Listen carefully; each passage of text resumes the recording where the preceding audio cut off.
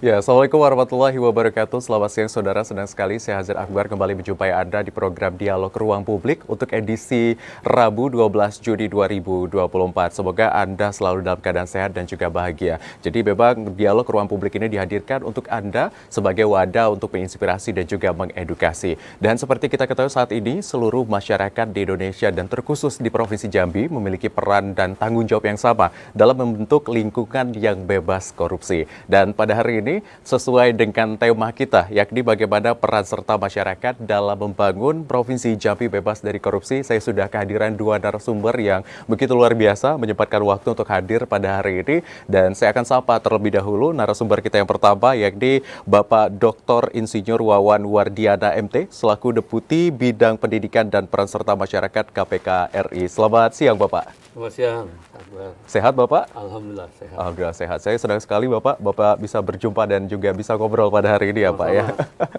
Dan nanti kita akan melihat bagaimana sebenarnya program ataupun juga peran fungsi yang dihadirkan seperti itu dari Deputi Pendidikan juga Peran Serta Masyarakat ini sendiri. Dan tidak kalah menarik juga nih kita mengucapkan selamat dulu untuk Pak Sudirman atas promosi doktor yang sudah diambil seperti itu. Kami ucapkan luar biasa. Dan ini kita sapa terlebih dahulu Bapak Dr. Sudirman SHMA selaku Sekda Provinsi Jambi. Selamat siang Bapak. Selamat siang. Assalamualaikum warahmatullahi wabarakatuh. Waalaikumsalam warahmatullahi wabarakatuh. Sama-sama Bapak. Jadi kita nanti akan berbincang juga bagaimana sebenarnya implementasi terkait dengan peran serta masyarakat di Provinsi Jambi ya Pak Sudirman ya, terkait dengan program dari KPK ini sendiri. Nah, dan memang ketika kita membahas tentang program-program yang terkait seperti itu ya saudara dan pemirsa, ini akan banyak sekali program yang berhubungan seperti itu. Salah satunya dari Deputi ini sendiri. Nah, kita akan tanya dulu nih sama Pak Wawan, Pak Deputi ya. Pak Deputi, ini sendiri 2 hari ke depan, kurang lebih katanya ada program ya Pak. Apa saja yang akan dilakukan di Provinsi Jambi Pak? Ya, terima kasih Mas Akbar. Jadi pemirsa televisi TVRI ya di Jambi khususnya ini. Jadi memang kalau lihat tugas KPK sebenarnya kan bukan hanya satu, walaupun masyarakat melihatnya bahwa tugas KPK itu cuma satu. Nangkepin orang gitu kan ya. Padahal kalau kita lihat di undang-undang itu kan dari mulai tindakan-tindakan pencegahan, monitoring, koordinasi, supervisi, baru di bawahnya adalah penindakan ya, penyelidikan, penyidikan, penuntutan sampai dengan eksekusi. Nah, untuk menjalankan tugas ini maka KPK melakukan 3 pendekatan. Ada yang pendekatan penindakan, nah itu yang masyarakat sering tahu dari media, penindakan sebagai efek jera tentunya. Yang kedua adalah melalui pencegahan. Pencegahan ini adalah untuk bagaimana menutup sistem yang buruk gitu kan ya, atau yang gagal dengan sistem yang baik. Mungkin sekarang dengan teknologi informasi ya di Pemprov atau di tempat yang lain, era teknologi informasi ini, maka upaya yang dilakukan adalah digitalisasi dalam rangka mengurangi pertemuan antara yang dilayani dengan yang melayani gitu kan ya, karena kebanyakan sistem yang gagal itu karena tadi transaksional tadi ya. Itu di pencegahan. Nah, yang berikutnya adalah melalui pendekatan pendidikan. Nah, ini di tempat saya nih. Bagaimana menyebarluaskan sebetulnya, menanamkan nilai-nilai anti korupsi kepada seluruh masyarakat gitu ya sini ini. Nah, 3 pendekatan ini baik penindakan, pencegahan maupun pendidikan itu tidak mungkin dilakukan oleh KPK sendiri. KPK terbatas. KPK hanya ada di ibu kota negara di Jakarta saat ini. Kemudian jumlah SDM KPK pun terbatas. Itu kan ya ini. Nah, oleh sebab itu maka peran serta masyarakat bersama-sama berkontribusi dengan KPK bersama KPK bagaimana dalam rangka memberantas tindak pidana korupsi ini di sini. Nah, di Jambi ini adalah saya lupa ya, provinsi yang keberapa gitu kan ya, dalam rangka menjalankan beberapa program-program pendidikan. Yang pertama mungkin yang hari ini kita lakukan tadi pagi kita ada pembukaannya dengan Pak Wakil Gubernur ya di sini. Ini adalah bagaimana memerankan keluarga. Karena kita tahu bahwa keluarga adalah lingkungan terkecil di mana pendidikan mulai dari sana, gitu kan di sini. Oleh sebab itu, hari ini kita mengumpulkan bersama-sama dengan teman-teman di Provinsi Jambi, para kepala OPD, beserta pasangannya, beserta pasangannya supaya bagaimana menanamkan nilai-nilai integritas tadi, nilai-nilai anti korupsi ini di dalam keluarga tadi. Nah, harapannya sebagai pemimpin tentunya para kepala OPD beserta pasangannya tadi bisa membentuk keluarga yang berintegritas dan ini bisa disebarluaskan pada anggota yang ada di bawahnya. Itu yang pertama. Yang kedua adalah kita juga ingin mendorong para tokoh masyarakat, para pemuda, para perempuan gitu kan ya, tokoh-tokoh agama, tokoh-tokoh lintas agama dan lain-lain itu besok kita akan ketemu juga bagaimana kontribusi mereka bersama dengan KPK di dalam memberantas korupsi lewat di pendidikan ini di sini. Nah, kemudian besok siang kita akan ke pesantren juga karena kita tahu bahwa pesantren ini adalah sebagai lingkungan yang membentuk generasi muda gitu kan ya, generasi yang akan datang yang penuh nilai-nilai keagamaan gitu kan. Nah, tentunya harapannya mereka juga bisa menjadi penyebar luas untuk nilai-nilai anti korupsi tadi di sini. Kira-kira itu yang sedang dilakukan. Sedikit tadi ya saya mengutip dari pembahasan Pak Deputi ini sendiri bahwa ternyata tugas KPK ini tidak sesederhana itu gitu ya, tidak hanya mengeksekusi tapi banyak program-program salah satunya sedang dihadirkan di Provinsi Jambi. Tadi bangsi kulitnya nanti kita akan kupas apa saja sebenarnya program-program secara mendetailnya. Nah, ketika kita tadi Pak Sekda sudah mendengar begitu banyak program yang sebenarnya dihadirkan KPK ini sendiri. Ketika kita melihat tema kita pada hari ini, peran serta masyarakat. Ketika Pak Sekda melihat di Provinsi Jambi seperti apa Pak untuk peran serta masyarakat dalam anti korupsi ini sendiri? Ya baik, makasih Akbar, Pak Deputi izin. Jadi pertama kami merespon gagasan baik, program yang cukup baik dari KPK untuk memulai dalam diri dan keluarga. Oleh karena itu pada hari ini tadi dilaksanakan semacam sosialisasi terkait dengan keluarga berintegritas. Kita berharap ketika kita memulai dalam diri sendiri, dalam diri pejabat, dan juga istri pejabat, ataupun suami pejabat, paling tidak nanti bisa menjadi suri toladan gitu, bagi anak buah. Kalau di lingkungan kita, itu kan hampir tiap hari itu ada apel pagi, ada apel sore, dan di wilayah-wilayah itu unsur-unsur pimpinan, itu wajib mendeklarasikan tuh, dalam sambutannya di hadapan para ASN. Kami juga sering melakukan itu.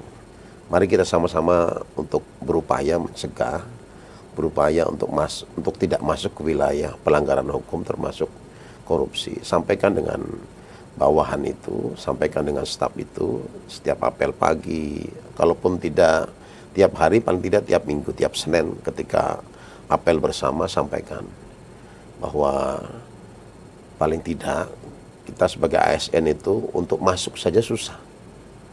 Jangan sampai pengabdian kita di ASN itu dikorbankan untuk hal-hal yang remeh-temeh, kecil dengan uang receh, kemudian kita dipenjara. Oleh karena itu kepatuhan terhadap regulasi penting juga ditegaskan oleh pimpinan, ya termasuk kepala OPD, termasuk asisten, sekda, dan staf ahli, termasuk juga gubernur.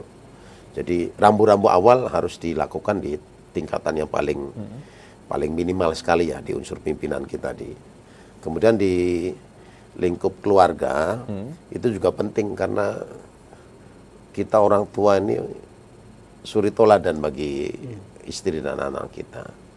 Oleh karena itu saya sepakat ketika gagasan dari KPK untuk menghadirkan istri para pejabat agar mereka juga memahami dan menyadari dan tidak memaksakan diri ketika pendapatan dari suaminya atau pejabatnya itu dalam ukuran yang wajar, sesungguhnya tidak lebih-lebih amat gitu kan. Tapi ketika misalnya tuntutan istri itu bisa terkendali, kemudian tidak berlebih-lebih, saya pikir ini bagian dari upaya untuk bidang yang dikelola oleh Pak Deputi nih. Kalau KPK itu paling tidak yang saya pahami itu kan ada 3 ya Pak Deputi ya. Bidang pendidikannya, ada pencegahannya, ada penindakannya. Nah di wilayah pendidikan ini menjadi sangat penting. Karena kalau tidak diawali dari pendidikan, termasuk pendidikan anti korupsi di sekolah-sekolah gitu kan. Penyadaran terhadap anak-anak didik kita untuk memahami tentang apa itu korupsi, kolusi, dan nepotisme juga menjadi bagian penting. Di pemerintah provinsi sudah banyak sebetulnya regulasi, Akbar, yang sudah dilahirkan. Ada peraturan gubernur, ada surat edaran terkait dengan kode etik ASN, terkait dengan penggunaan PIN tolak gratifikasi dan sebagainya. Sudah banyak kita lakukan kalau untuk di jajaran pemerintah provinsi. Baik. Cuma menjadi sangat penting itu bagaimana membumikan ini, membumikan agar masih menjadi ini ya, bukan sekedar menjadi slogan, tetapi kita bersama-sama berupaya, termasuk kami juga masih terus berupaya untuk tidak masuk ke wilayah-wilayah yang membahayakan, ke wilayah-wilayah korupsi. Seperti itu, Akbar. Baik, Pak Sekda dan Pak Deputi, kita tahan terlebih dahulu ya. Sepertinya ini semakin menarik karena sudah mulai masuk ke kulitnya. Tadi secara gambaran Pak Sekda juga Pak Deputi sudah menjelaskan bahwa program-program dari KPK ini sendiri memang dihadirkan untuk menjaga bahwa semua instansi ataupun juga lingkup pemerintah ini berintegritas. Usai jeda kami masih akan kembali tetap di Dialog Ruang Publik.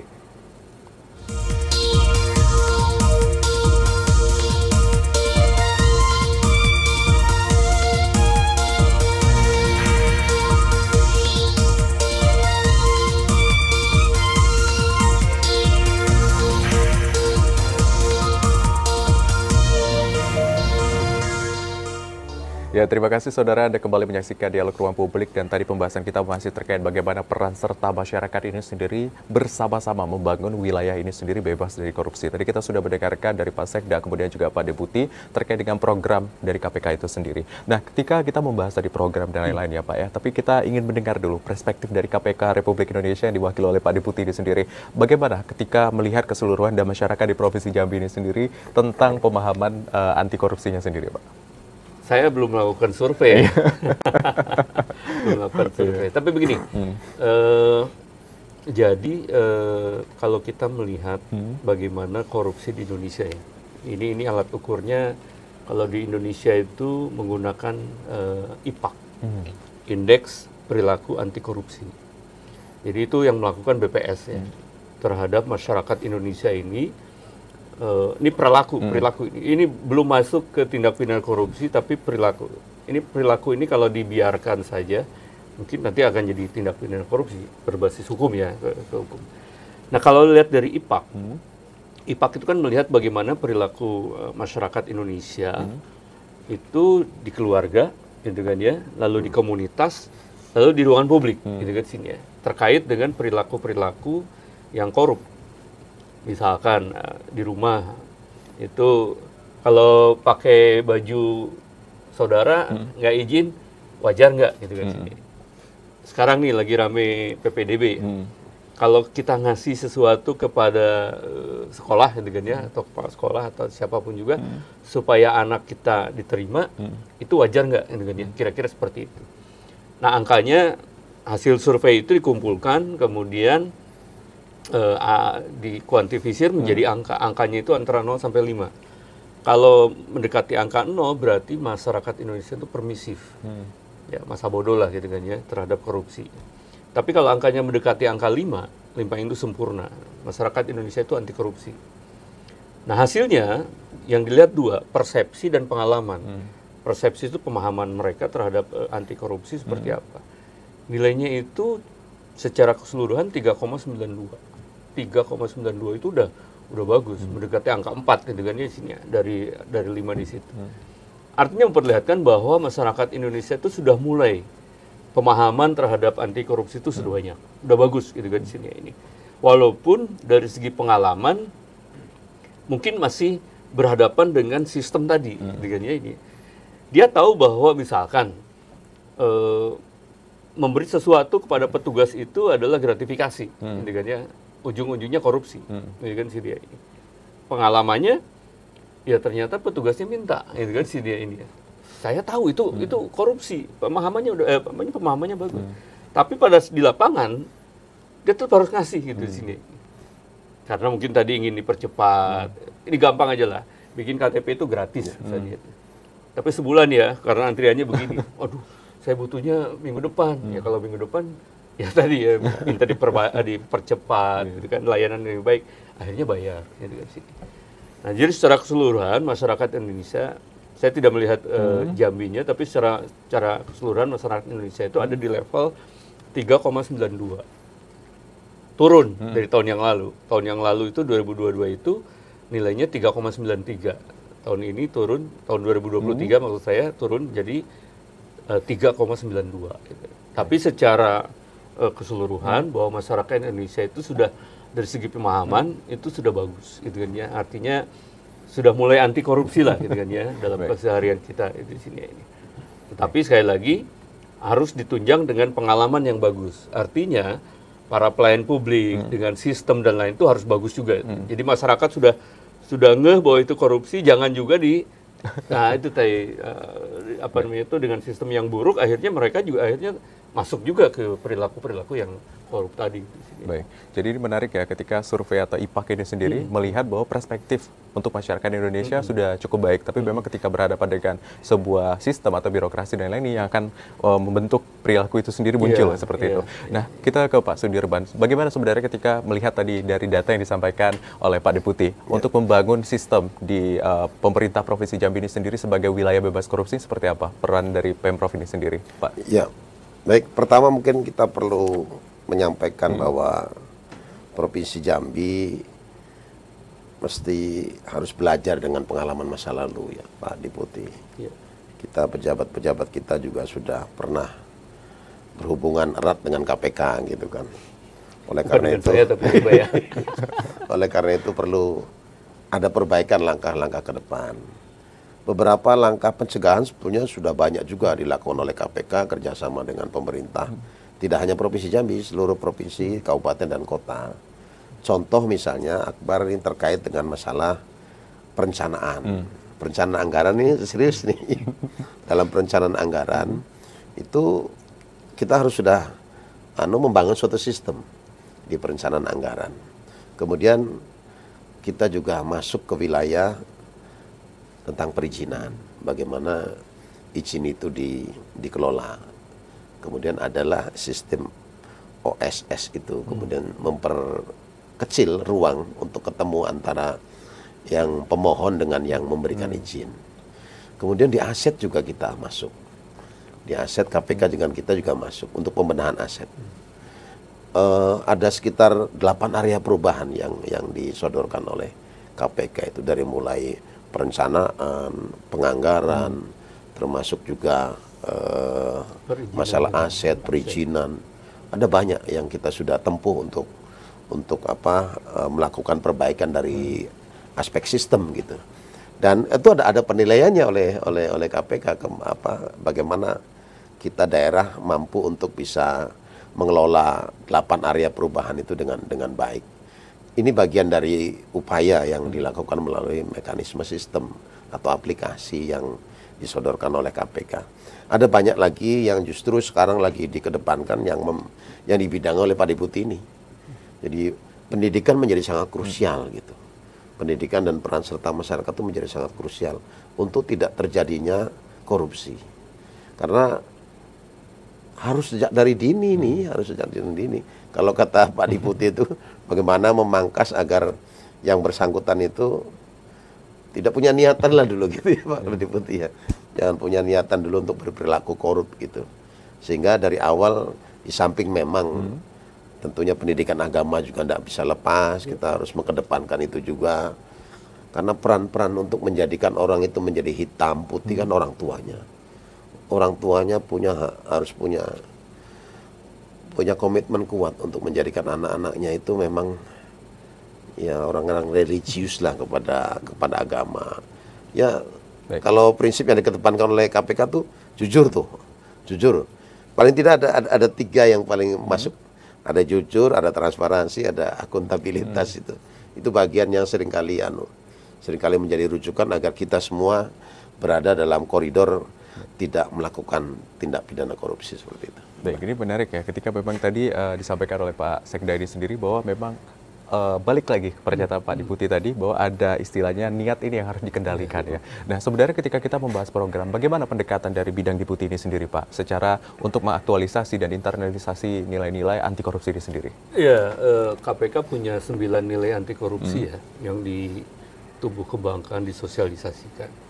9 ini kita sebut dengan Jumat bersepeda kakak. Jumat Biar mudah bersepeda diingat kakak. ya. Baik. Jumat bersepeda kakak. Jumat itu jujur, dia mandiri, tanggung jawab. Nah, bersepedanya itu berani, sederhana, peduli, disiplin, adil. Kakaknya itu kerja keras. Nah, 9 nilai anti korupsi ini dengan berbagai cara yang ada di kedeputian kami. Yang pertama, bagaimana kita nilai-nilai ini diinsersi ke dalam mata pelajaran atau mata kuliah. Kita kerjasama dengan Kemendikbud, di Diktinya, kemudian dengan para kepala daerah juga, karena untuk otonomi daerah, kalau untuk SD, SMP itu kan harus ke kabupaten kota, Iya, Bupati Wali Kota. SMA dan sederajat harus ke provinsi.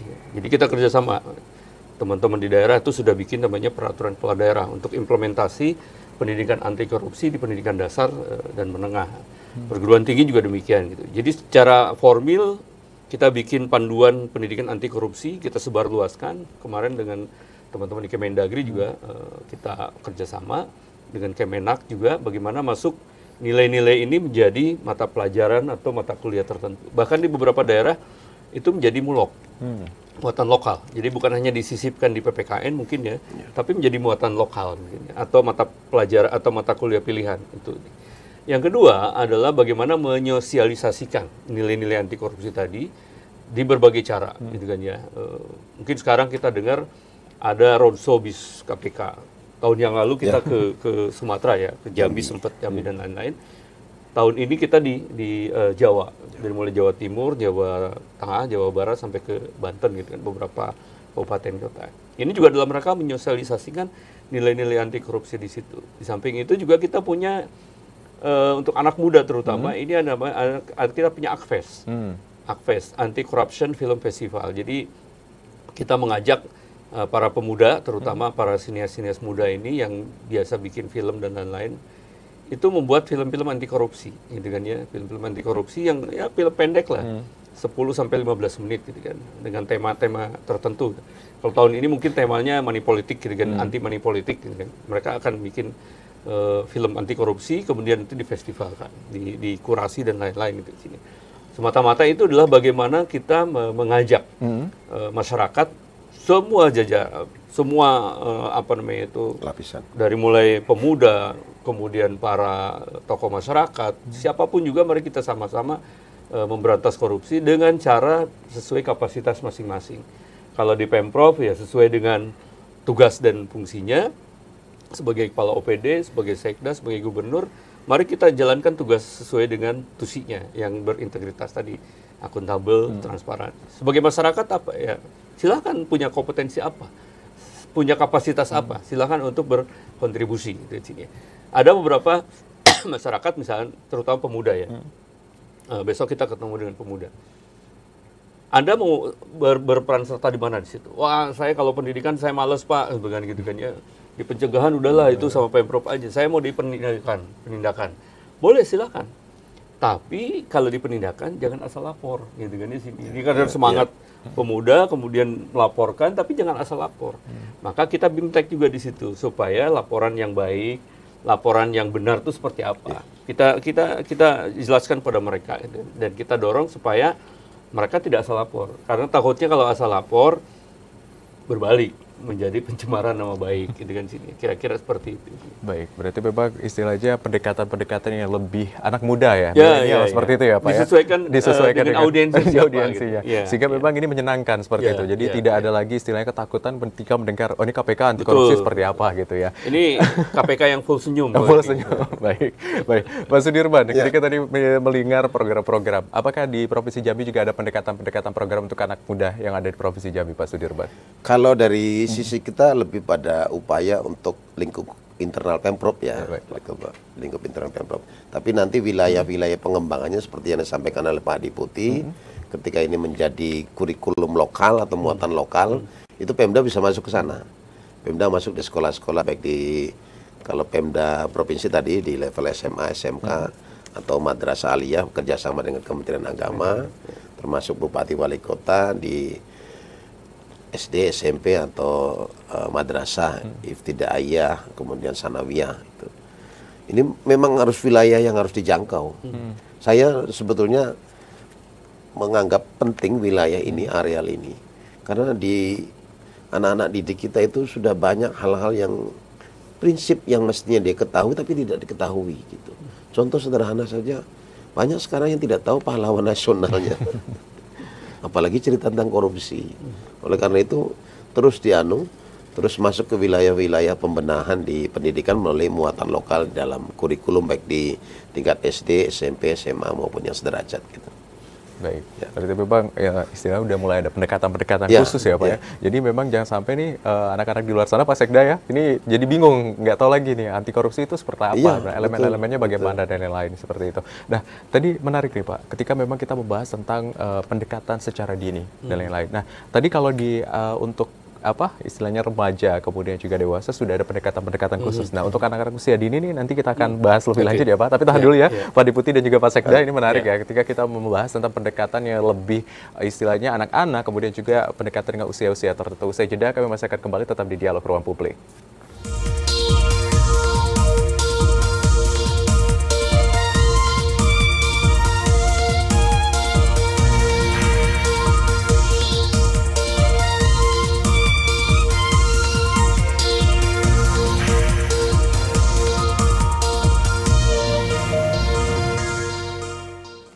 Ya, terima kasih saudara yang kembali menyaksikan Dialog Ruang Publik dan pembahasan kita masih terkait dengan bagaimana peran serta masyarakat ini sendiri membangun lingkungan bebas korupsi. Dan untuk saudara atau pemirsa yang ingin bergabung bersama kami langsung saja di line interaktif kita di 0741 dan 385 atau di 0811 743 3133 dan nanti mungkin ada ingin berdiskusi dengan narasumber kita persilakan. Kita lanjutkan, Pak. Tadi menarik nih ketika memang ada pendekatan-pendekatan tertentu Pak Deputi dengan anak-anak usia tertentu. Nah, tadi dari awal kita punya garis merah yang sama atau kesepakatan yang sama terkait dengan pendekatan secara usia yang lebih dini seperti itu. Bagaimana pendekatan ini sendiri kalau dari Deputi Pendidikan? Ya, saya katakan pendidikan anti korupsi kan mulai dari PAUD sampai menjelang MAUD gitu ya. Jadi nggak ada jeda tuh, semua kita masukkan, termasuk di PAUD gitu. Kita punya beberapa program dengan PAUD itu, dengan para gurunya ya, guru-guru PAUD. Kita kerjasama dengan HIMPAUDI ya, himpunan pengajar PAUD gitu kan, Indonesia. Kemudian ini contoh tanggal 23 Juli nanti itu kan Hari Anak ya, Hari Anak. Biasanya kita undang tuh para PAUD, anak-anak ini, kita undang ke PAUD dan SD terutama ya, SD kelas 1 itu kan masih 11-12 dengan PAUD. Nah, kalau dengan mereka dengan permainan-permainan, dengan dongeng, ya dengan lagu-lagu anti korupsi. Dan kita punya simbol sebetulnya, simbol Sikumbi gitu kan ya. Boneka Sikumbi itu adalah kalau dulu kan kita selalu diajarkan si kancil ya Pak ya. Si kancil, padahal kalau kita lihat ini si kancil orang licik. Iya, nggak jadi licik. Maknanya beda ya. Iya, curang gitu, orang-orang pintar tapi curang. Nah, ini yang harus kita rubah, makanya kita punya simbol si kumbi gitu kan ya. Nah, si kumbi ini macam kumbang gitu kan ya. Kumbang tetapi dia punya tadi nilai-nilai yang saya sebutkan tadi Jumat bersepeda kakak itu. Dia bahkan jujur gitu kan. Kemudian bertanggung jawab. Itu kita ajarkan pada anak-anak tadi itu bukan dalam bentuk ceramah dan lain-lain, tapi dalam bentuk prahmen, misalnya prahmen dengan yang dilakukan oleh mereka sendiri gitu kan sini ini. Ada lagu-lagu, karena kita punya yang namanya Paksi ya. Penyuluh anti korupsi. Ini di seluruh Indonesia punya, di Jambi juga sudah ada gitu. Paksi itu penyuluh anti korupsi. Nah, mereka ini adalah yang bersertifikat dari KPK.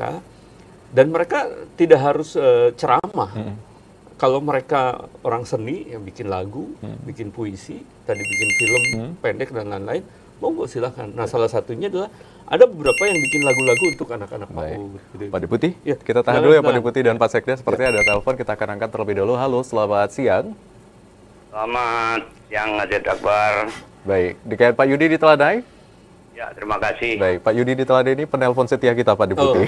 Dan juga Pak Sekda. Silakan Pak Yudi. Baik, terima kasih Bung Azed atas waktunya.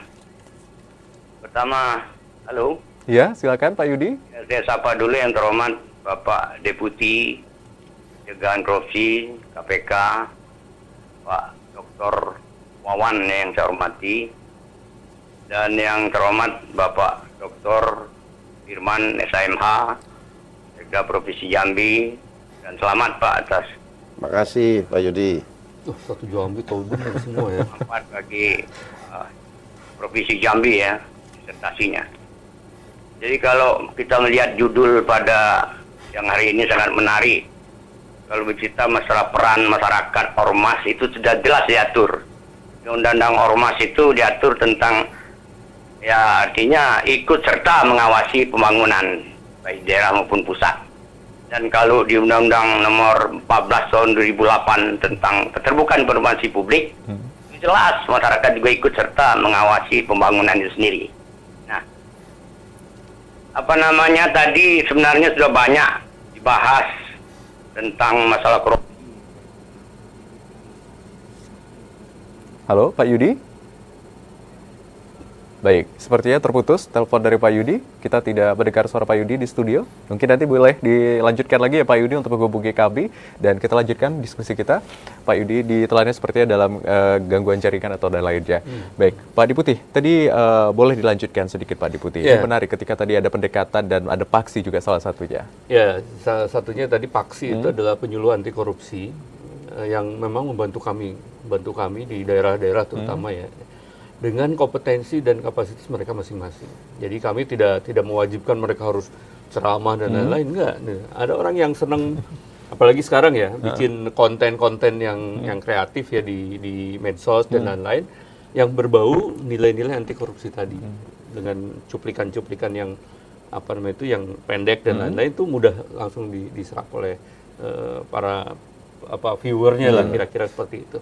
Nah, termasuk untuk anak-anak PAUD itu sendiri itu ada yang bikin lagu, bikin yang lain-lain macam-macam. Pendekatan yang menyenangkan seperti ya Pak Deputi ya. Jadi kami juga meningkatkan kapasitas dari para pengajarnya juga, para pengajar PAUD itu, supaya pemahaman mereka mengenai anti korupsi itu dan korupsi itu lebih paham. Nah, tapi kita minta yang mereka ngajar ke PAUD-nya bukan itu, tapi dengan cara mereka sendiri gitu kan ya. Itu jauh lebih dibandingkan saya yang ngajar ke PAUD kan agak susah gitu kan ya, nggak jauh benar gitu kan ya, saya mungkin lebih baik ngajar di universitas gitu kan daripada di PAUD. Tapi orang-orang PAUD tuh yang saya kenal ya dalam beberapa webinar saya ketemu atau langsung ketemu di seminar-seminar itu, mereka itu cara itunya punya gitu kan ya, model, metode dan lain-lain dengan anak-anak kecil tuh. Pak Wan, kalau ke anak-anak tuh nggak boleh kita melarang, nggak boleh kita, kenapa? Oh begini, terus gimana caranya? Ini dikasih model ini, dikasih, oh begitu. Nah, kita kan nggak tahu Pak, gitu.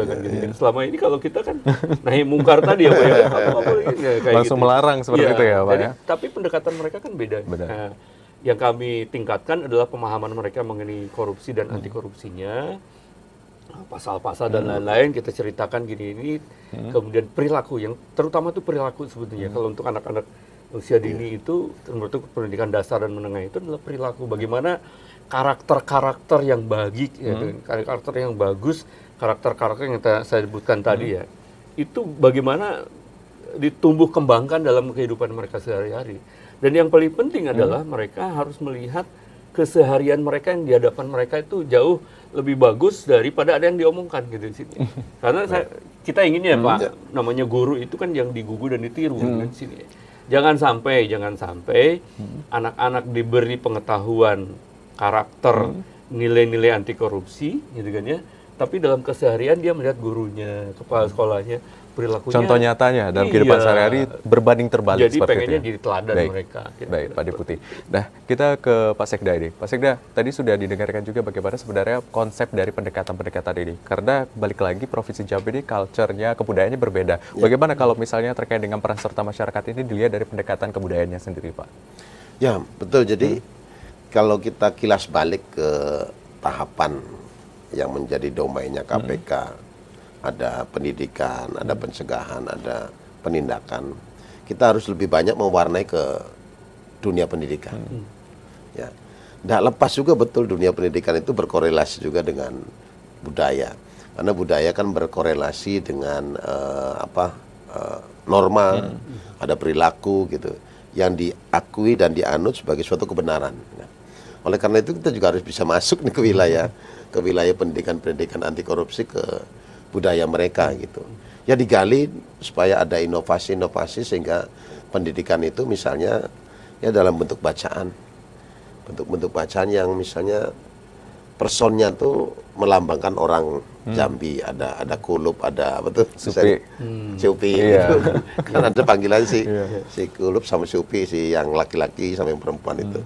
Kemudian ya harus dianukan di dalam bentuk misalnya semacam ada dialog dalam bentuk komik atau bacaan apapun lah kira-kira. Cuma memang harus diawali nih, harus dimulai dari anak-anak yang paling rendah sekali dia di PAUD atau di apa ya, RA, ya. sebelum ke SD lah gitu, diajarkan seperti itu. Playgroup. Dan pembelajarannya tidak sama dengan pembelajaran orang dewasa ini. Kalau pembelajaran untuk anak-anak kan lebih banyak keaktifan dari anak-anak itu, bisa dengan game tadi ya Pak Deputi ya, atau bisa dengan apa, belajar bersama gitu, tapi tidak dalam konteks untuk menjejali pemahaman terhadap sesuatu, tetapi pada kebersamaan anak-anak itu untuk bisa mengenali, memahami bagaimana agar korupsi itu tidak dilarang atau anti korupsi itu menjadi sangat penting gitu untuk menjadi pemahaman dalam diri anak-anak itu. Baik, Pak Sekda. Kita akan angkat lagi telepon sepertinya Pak Deputi dan Pak Sekda. Kita akan tahan. Baik. Ya, maaf. Halo, selamat siang. Kerusakan bukan pada televisi saya nih, guys, dari TVRI. Baik, Pak Yudi. Silakan Pak Yudi dilanjutkan tadi Pak Terima Yudi. kasih, saya lanjutkan Pak Sudirman, Bapak Deputi, mohon maaf. Silakan Pak. Ya.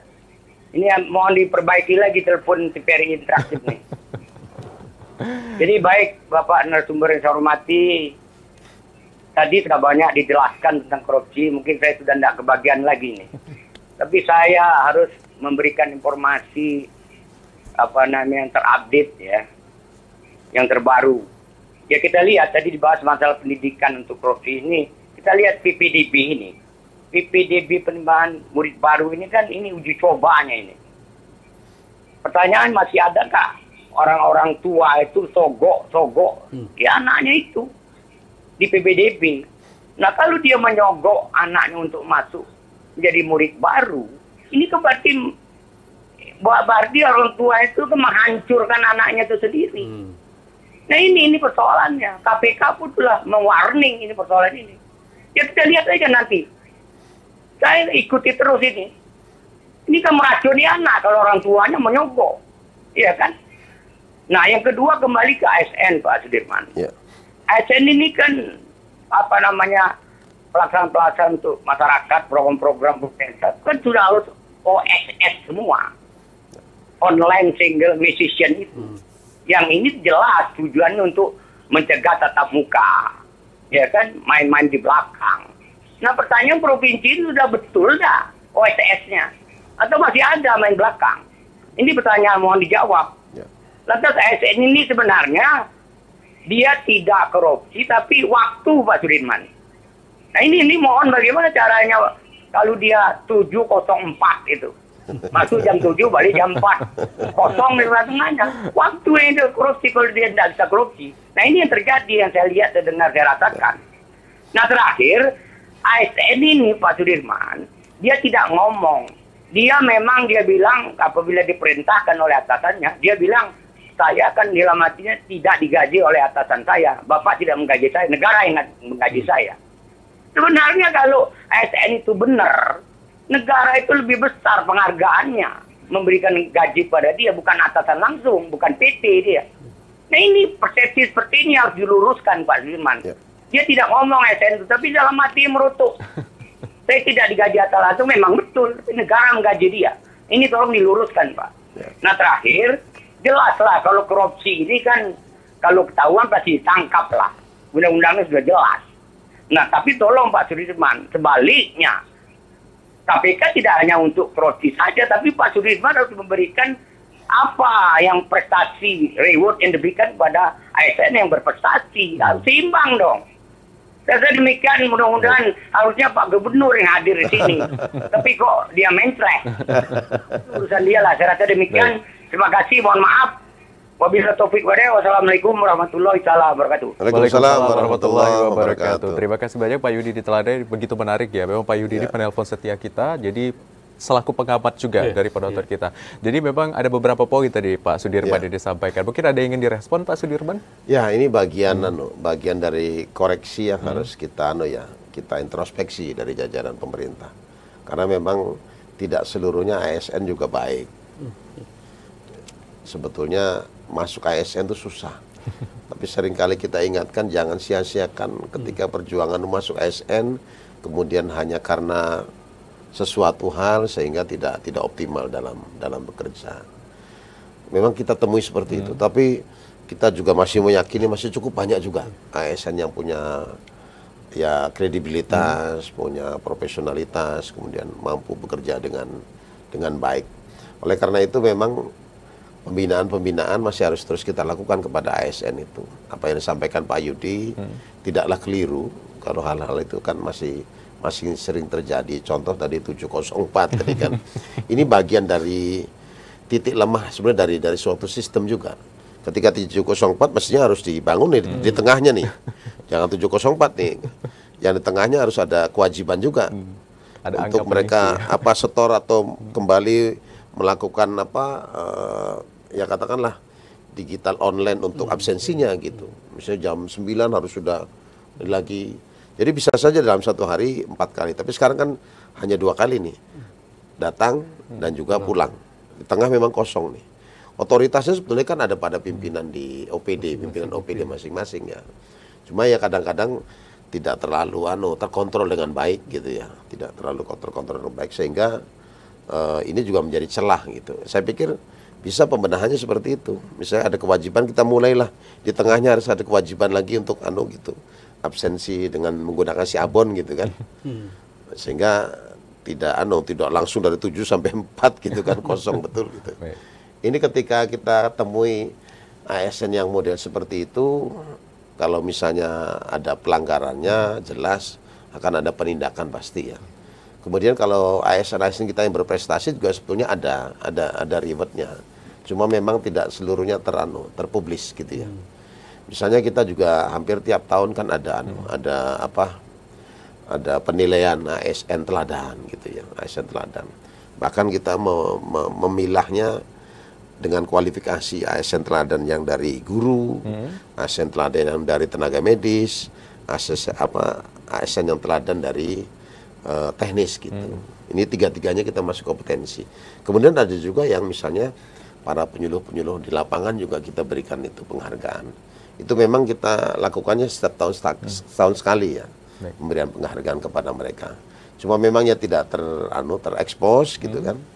Tapi yakinilah ketika kita optimal dalam bekerja, melaksanakan tugas, dan kita betul-betul profesional, itu akan menjadi perhatian bagi pimpinan gitu ya. Pasti akan menjadi perhatian pimpinan. Dan kita sadar betul bahwa tidak seluruhnya SDM itu yang mumpuni atau profesional gitu. Masih dalam proses ya Pak ya? Ya, kemudian tadi disampaikan Pak Yudi, kaitannya dengan ini PPDB ini memang serius nih Pak. Ini penerimaan siswa baru di level SMA, SMK. Alhamdulillah sebenarnya provinsi sudah semakin membaik Pak. Sudah semakin baik. Pak Gubernur kemarin sudah mewanti-wanti tidak ada istilah titipan. Ya walaupun orang tuanya masih berkehendak agar anaknya masuk di sekolah favorit, Pak Gubernur sudah memberikan garis itu. Dan memang kemudian sudah sistem seleksinya online Pak. Sudah online Pak Deputi. Jadi hasilnya sudah bisa tergambar tuh. Walaupun nitip-nitip juga ketika anaknya memang dari sisi perankingan tuh rendah ya tetap nggak masuk gitu. Saya pikir gitu. Terima kasih Pak Akbar. Jadi memang pemerintah Provinsi Jambi ini sendiri ya Pak Sekda berkomitmen intinya tetap menjaga integritas dan juga bagaimana area ini sendiri bebas dari zona-zona yang berhubungan dengan korupsi ini sendiri ya Pak Sekda dan Pak Deputi. Tapi kita tahan dulu Pak Sekda dan Pak Deputi, kita akan jeda terlebih dahulu. Saya jeda, kami akan kembali tetap di Dialog Ruang Publik.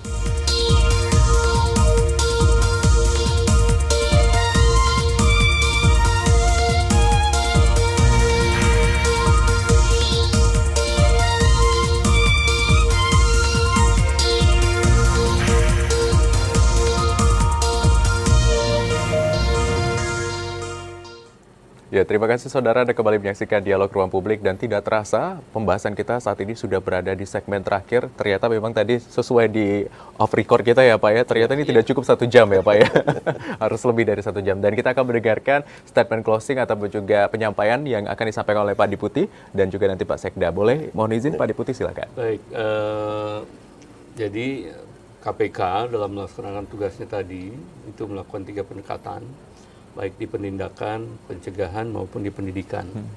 Nah, sekali lagi ini tidak mungkin dilakukan hanya oleh KPK. Bahkan di undang-undang itu disebutkan bahwa melakukan tugas KPK tadi ya, melakukan pencegahan, pendidikan beserta masyarakat. Itu disebutkan di sana. Sehingga tentu saja pembuat undang-undang juga menyadari bahwa ini harus upaya bersama. Nah, oleh sebab itu KPK datang ke daerah, terutama ke Provinsi Jambi ini adalah dalam rangka mari mengajak seluruh masyarakat, baik itu pejabat maupun masyarakat di sini ini, untuk bersama-sama dengan KPK dalam memberantas korupsi dengan cara apapun juga, dengan kapasitas, dengan kompetensi yang dimiliki oleh masing-masing masyarakat tentunya, gitu, supaya Jambi terbebas dari korupsi. Yang sudah-sudah, tapi kita tetap ke depan, pandang ke depan supaya Jambi betul-betul terbebas dari korupsi.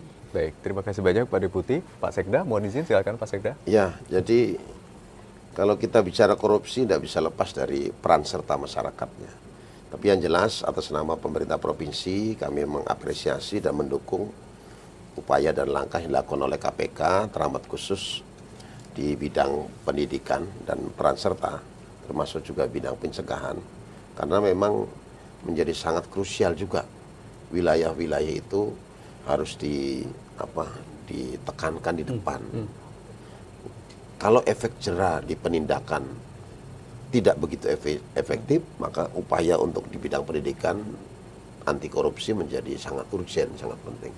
Oleh karena itu mohon didukung tidak hanya oleh Pemda, tapi juga oleh seluruh stakeholder kaitannya dengan langkah upaya KPK dalam melakukan pendidikan, termasuk peran serta masyarakat untuk anti terhadap korupsi. Baik, terima kasih banyak Bapak Dr. Sudirman yang sudah hadir hari ini, ya, Pak Sekda Provinsi Jambi dan juga Pak Deputi, Pak Dr. Wawan sudah hadir dan juga bersama kami. Jadi memang secara garis besar tadi kita sudah dapatkan bersama-sama bahwa memang terkait dengan memberantas korupsi ataupun juga KKN, ini bukan hanya satu tanggung jawab dari elemen saja, tetapi memang ini seluruh masyarakat Indonesia memiliki hal yang sama, menyumbangkan tenaga, pikiran dan juga mata untuk mengawasi hal tersebut dan membangun perspektif tentang anti korupsi sejak dini itu sangat penting seperti itu, hingga memang peran seluruh elemen masyarakat untuk membangun pendidikan yang layak bagi anak-anak ini sendiri terkait wilayah dan juga zona bebas korupsi ini akan sangat membantu. Saya Hazir Akbar, wakil kerabat kerja yang bertugas pamit undur diri. Wassalamualaikum warahmatullahi wabarakatuh dan sampai jumpa. Waalaikumsalam.